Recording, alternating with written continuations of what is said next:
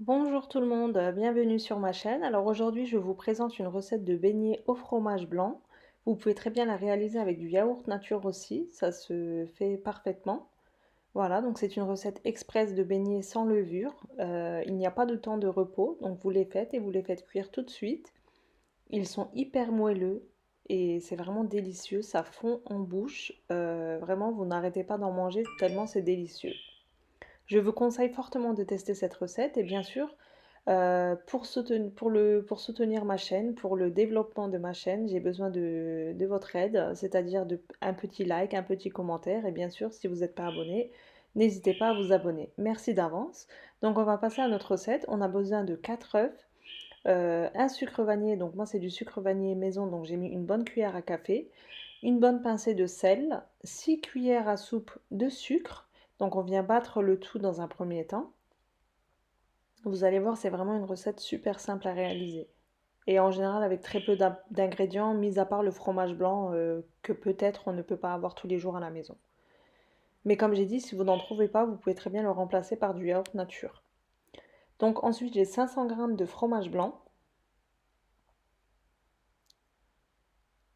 Je viens continuer à mélanger.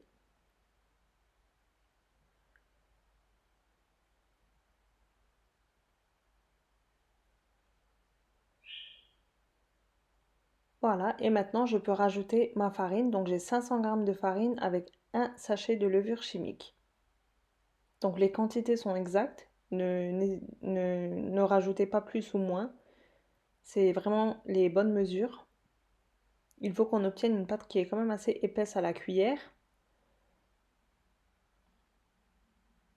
Voilà, donc on mélange bien. On n'a même pas besoin de batteur ou quoi que ce soit. Il suffit de bien mélanger à la spatule et c'est suffisant. Donc pas besoin d'huile ou quoi que ce soit. Je vous mettrai comme d'habitude la liste d'ingrédients en barre d'infos. Donc voici la texture de la pâte. C'est une pâte qui est quand même assez épaisse, comme ceci. Mais à la main, elle colle au doigt. Donc c'est quand même une pâte assez consistante. Voilà, donc là j'utilise une poche à douille jetable. Pareil, si vous n'en avez pas, vous utilisez un sachet de congélation, ça fait l'affaire aussi. Je viens le mettre dans un grand bol pour pouvoir verser ma pâte plus facilement, comme ceci. J'ai pas coupé l'extrémité dans un premier temps pour éviter que la pâte elle coule. Donc là, je vais pousser ma pâte vers le bout. Comme c'est une pâte épaisse, c'est pas une pâte liquide qui va tomber toute seule vers le bas. Donc il faut bien qu'on l'aide un petit peu à descendre. Donc je coupe cette fois-ci l'extrémité. Voilà, environ 1 cm de largeur, ça suffit pour faire des bonnes boules régulières. Et là, à l'aide, je sais plus comment ça s'appelle, ça, une maryse ou je sais plus. Dites-le moi en commentaire. Là, j'ai un trou, je sais vraiment plus comment ça s'appelle, ce genre de spatule là, de poussoir. On vient pousser la pâte jusque presque au bout, voilà. Donc là, je fais un petit tourbillon et ma pâte, elle est prête à cuire. Donc j'ai pas versé la totalité de ma pâte par contre, hein. Donc mettre la pâte progressivement pour vous faciliter à verser la pâte. Voilà, donc j'ai utilisé un ciseau que j'utilise seulement en cuisine. J'ai fait chauffer de l'huile de friture. Pour ma part, c'est de l'huile de tournesol. Et on vient tremper le bout du ciseau dans l'huile chaude. Et ensuite, on vient découper des morceaux de pâte qu'on fait couler tout doucement. Donc le fait d'huiler le ciseau, ça va permettre à la pâte de ne pas coller sur le ciseau. Voilà. La première tournée risque de coller légèrement dans le fond, mais vous allez voir qu'avec la friture, bah, ils vont se décoller tout seuls. Voilà. Et ça cuit très rapidement, hein. C'est une histoire de quelques minutes. Là, c'est les premiers, hein, comme j'ai dit. Donc les autres, ils ne vont pas coller dans le fond. C'est vraiment pas qu'ils collent, quoi, mais les premiers ont légèrement tendance à tomber dans le fond de la casserole. Voilà. Ils se retournent tout seuls, comme vous voyez.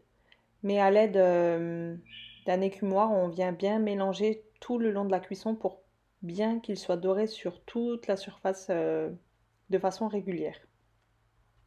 J'ai mis du sopalin dans un plat pour égoutter le surplus d'huile et je viens les mettre dessus dans un premier temps. Là, je continue. Je mets ma deuxième fournée.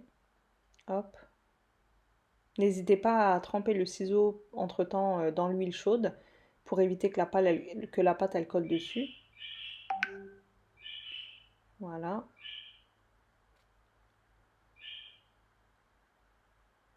Et pareil, jusqu'à ce qu'il soit bien doré, n'hésitez pas à bien venir mélanger régulièrement.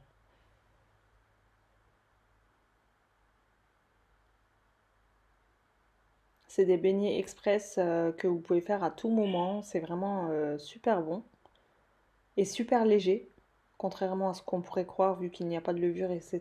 Mais bien au contraire, je trouve qu'ils sont plus légers que des beignets traditionnels qu'on fait à la levure, etc. Franchement, pour moi, c'est une recette que j'apprécie beaucoup. D'où sa simplicité et aussi par sa texture, par son goût que même les enfants adorent pour le goûter. Voilà, donc on vient bien mélanger jusqu'à ce qu'il soit bien doré partout. Ne pas attendre qu'ils se retournent tout seuls, il faut bien les aider aussi un petit peu, voilà, en mélangeant. Donc là, j'ai stoppé mon huile, j'ai arrêté ma plaque pour vous montrer comment les badigeonner de sucre facilement. Donc dans un petit bol, on met du sucre. Si vous aimez la cannelle, vous pouvez rajouter un petit peu de cannelle dans votre sucre en poudre. Pour ma part, vu que les enfants ne sont pas très fans de la cannelle, j'ai pas mis de cannelle, j'ai seulement utilisé du sucre. Donc là, je continue à sucrer mes beignets qui sont encore chauds. Donc bien veiller à le faire quand ils sont chauds, sinon en refroidissant, le sucre ne va pas accrocher aux beignets. Et je viens les disposer sur un grand plateau. Voilà. Et ensuite, je continue à cuire le reste de ma pâte. Donc on obtient une bonne quantité, vous allez le voir en fin de vidéo. Avec les mesures là, vous obtenez une bonne quantité de beignets. Voilà, donc la totalité c'est tout ça. Si vous souhaitez en faire un petit peu, vous pouvez très bien diviser la recette en deux. C'est totalement faisable. Mais croyez-moi que c'est un régal, surtout si vous êtes une famille avec les enfants. Cette quantité, ça part vite, hein. Vu que c'est des petits morceaux, c'est vite fait manger. J'espère sincèrement que cette recette vous aura plu. Je suppose que vous la connaissez ou peut-être pas. Donc j'ai hâte d'avoir vos retours concernant cette recette. Ou alors des alternatives.